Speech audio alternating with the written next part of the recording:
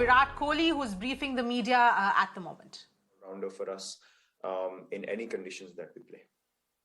Milka Roy, you can go ahead. Virat, Happy New Year. Wish you a happy 99th as well. You know, my question is regarding the middle order. There's been a lot of talk about the Indian middle order. We've seen guys like Suresh Iyer and Hanuma Vihari also delivering goods. When do you think will there be a conversation regarding transition in the Indian middle order? Well, I obviously cannot pinpoint when we will have a talk about transition. I think the game itself kind of pans out in a way where transitions happen naturally, so it cannot be forced by individuals, I feel.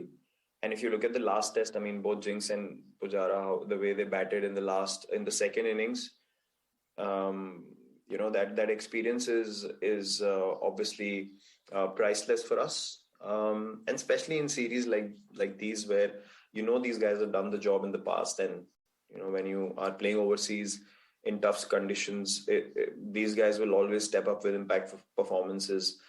We saw that in Australia as well, the last time we were there, and we're seeing that now as well in the last test. Crucial knocks at crucial situations in crucial scenarios, and that has a lot of value. So I feel transitions do happen, but they happen naturally, and a conversation cannot be forced around a transition is what I've experienced and what I feel. When the transition has to happen, everyone knows in which direction the team is moving, and that is a very natural progression. So I think we should leave the transition to unfold itself, and not necessarily force individuals in difficult situations or in tricky situations. And I definitely truly believe in that. Last few from the regional media. Ravish, you can go ahead. Followed by Sunil Dangele. Ravish. Hi Virat, Happy New Year. कैसे हैं आप? All good, thank you. Virat, मेरा सवाल आपसे ये था कि ऋषभ के बारे में बहुत बात हुई और राहुल भाई से भी सवाल पूछा गया था. आपका भी कुछ कॉन्वर्सेशन हुआ है उनसे कि जिस तरीके के शॉट खेल के आउट हुए थे? एंड केएल राहुल की कैप्टेंसी को आप कैसे रेट करेंगे जो सेकंड टेस्ट में उन्होंने की थी?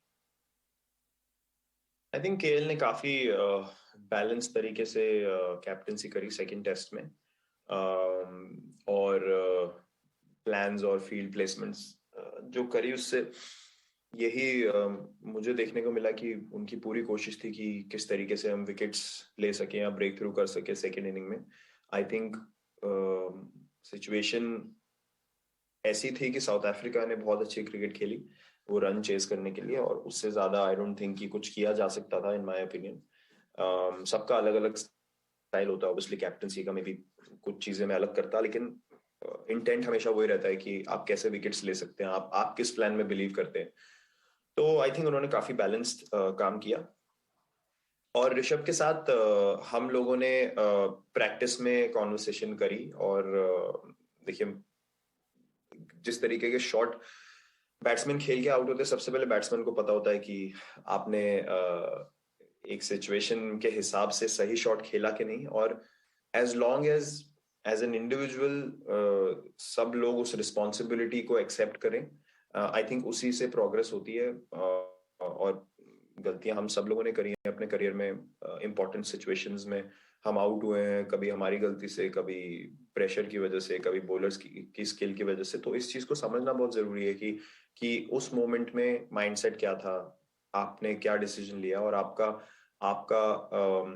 आपकी गलती कहाँ थी उसमें. आई थिंक जब तक हम अपनी गलती ढूंढते रहेंगे और एक्सेप्ट करते रहेंगे, तभी हम इम्प्रूव करेंगे, और अगली बार हम मेक श्योर करेंगे कि वो गलती दोबारा रिपीट ना हो. जैसे कि मैंने कई बार पहले बोला है कि एमएस धोनी ने मुझे बहुत अच्छी सलाह दी थी शुरू में कि एक गलती और दूसरी गलती के बीच में एटलीस्ट 7 या 8 महीने का गैप होना चाहिए, तभी आपका करियर बड़ा होता है इंटरनेशनल क्रिकेट में. तो वो चीज मेरे एकदम सिस्टम में बैठ गई कि मैं सेम गलती बार बार नहीं करूंगा, और वो तभी होती है जब आप अपनी गलती पे रिफ्लेक्ट करते हैं, जो कि ऋषभ खुद करता है, और ये मुझे पता है, और वो डेफिनेटली इम्प्रूव करता रहेगा आगे जाते हुए भी, और ही विल मेक श्योर कि इम्पोर्टेंट सिचुएशंस में वो टीम के लिए खड़े होके एक बड़ी परफॉर्मेंस देगा और अपनी गलतियों से सीखता चला जाएगा.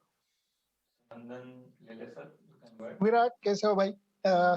विराट, आप जैसे खिलाड़ी के लिए एक मैच मिस करना ये कितना दुखकारक होता है, क्योंकि खेलने के लिए आप इतने बेकरार होते हो, और क्या इसकी वजह से जो लोग खेल नहीं पाते उनका दुख दर्द आप ज्यादा अच्छी तरीके से समझ पाओगे? हाँ, पहले तो मतलब ये जरूर जहन में आता है कि जो अनफॉर्चुनेटली एक टीम एनवायरनमेंट, एक टीम डायनेमिक में नहीं स्टार्ट कर पाते मैचेस, उनको कैसा फील होता है। मतलब ऑब्वियसली मैंने एक्सपीरियंस किया है शुरू में अपने करियर में, बट सिचुएशन ऐसी रही, गॉड हैज बीन काइंड कि मुझे इतना वो नहीं फेस करने को मिला बाद में, और उसके लिए मैं बहुत ग्रेटफुल भी हूँ।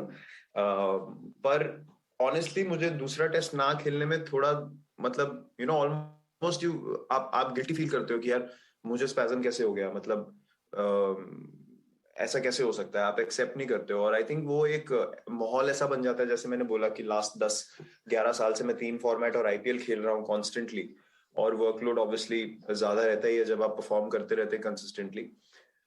और उसके आसपास ट्रेनिंग डेज, जो जिम में आप मेहनत करते हैं, ट्रैवलिंग डेज, सब चीजों का एक्यूमुलेशन होता है, तो कहीं ना कहीं इस चीज को ग्रांटेड ले लिया जाता है कि यार ये तो हर मैच खेलेगा ही, मतलब फिटनेस का तो कोई इशू नहीं होगा। क्योंकि इससे पहले मुझे जब भी स्पैज़म्स हुए हैं वो मैच के बीच में हुए, मैच से जस्ट पहले नहीं हुए। तो बीच में आप मैनेज कर सकते हैं, लेकिन जब मैच से पहले हो जाता है स्पैज़म तो आपको लगता है कि यार मैं खेल नहीं पाऊंगा, लाइक बहुत अजीब सी फीलिंग होती है। बट ऑल्सो आपको रियलिटी दिखाता है कि आप स्पोर्ट खेल रहे हैं और आपकी बॉडी वेयर एंड टेयर के थ्रू जाती है, और आपको ये एक्सेप्ट करना पड़ेगा कि आप भी इंसान हैं, और अपने आप को एक इंसान की तरह देखना बहुत जरूरी है। और जब तक वो आपका पर्सपेक्टिव क्लियर नहीं रहेगा तो आप हमेशा थोड़ी बहुत इन चीजों की वजह से फ्रस्ट्रेशन आनी, आई डोंट थिंक कि सही चीज है। बिकॉज स्पोर्ट में ऑब्वियसली निगल्स और इंजरीज बहुत नेचुरल हैं, जो कि मैंने बहुत पूरी कोशिश करी है अवॉइड करने की, और आगे भी अपनी फिटनेस वगैरह पे मैं काम करता ही रहता हूँ।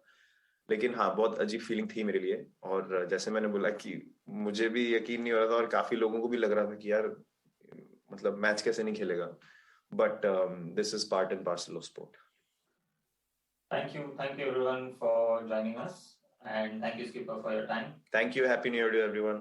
Thank you. Happy New Year, Virat. Happy New Year. Thank you.